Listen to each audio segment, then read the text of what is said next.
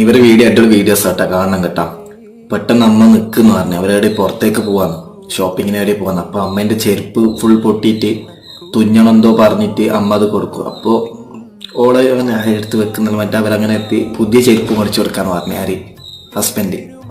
വേണ്ടെന്ന് പറഞ്ഞിട്ട് വൈഫ് എന്താക്കും, ഒരു 5 ഉറുപ്പ്യ കൊടുത്തിട്ട് മറ്റേ സൂപ്പർ ഗോൾഡ് മേടിക്കാൻ വേണ്ടിയിട്ട് അങ്ങനെ ചെയ്താൽ മതി എന്ന് പറഞ്ഞു.